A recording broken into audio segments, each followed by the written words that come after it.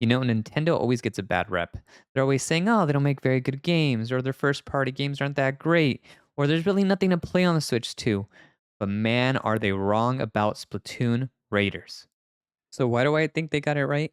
Well, there's many, but let's talk about the game a little bit first. Now, before I do, let me tell you the truth. I have not played any Splatoon game prior to this one. So this is my very first experience playing Splatoon. So I know there's probably some of you out there that have played Splatoon and you know everything about this game.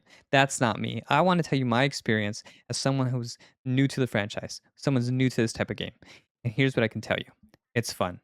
And let me tell you why. The first being the level design. I love the way that they designed the levels. Basically, the game has two levels. One where you're kind of exploring a little bit of platforming, kind of little areas you have to clear, and really you're looking for relics, you're looking for item crafting shards. Basically, I forget the real names, and you're just looking to explore and clear the area and progress a little bit more on the map. Those are a lot of fun. Those you can take your time on, and the game is really just kind of let you explore and kind of play with the game, play with the mechanics.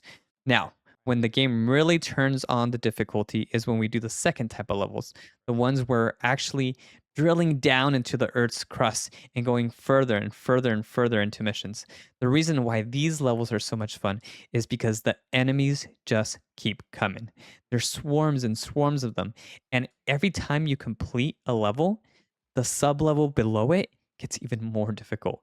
And the difficulty of this game, although it seemed easy at first, I was very, very surprised to see how quickly the difficulty of this game ramped up. It went for me thinking, oh, yeah, this is just kind of another Nintendo game, something fun and light, something that a kid might enjoy. But I'm telling you right now, as a grown man, this game is so much fun.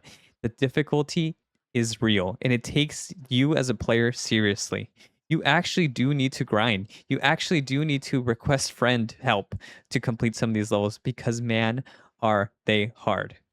But apart from the levels, which I think are amazing, right? The two types, I think what they did with the weapon selection is also amazing. There's so many types of weapons and it fits everybody's playstyle. For example, for me, I was playing this one weapon where it's just the standard weapon. You kind of just shoot and, shoot and spray, make sure you get all the enemies. That was fun. But once I realized that you have an AoE weapon, which is kind of the class of characters that I like to play in all my other video games, that's the weapon types that I was always looking for. And it made me want to continue to do missions because I was hoping that I would come across a more higher level than that one or the same type of weapon or just a better overall weapon that's similar to that one. But apart from the weapons, there's also other things that you're looking for, right? You're looking for relics, you're looking for items, you're looking for treasure chests, you're looking for compasses. All these little trinkets, all these little items help you progress into the game.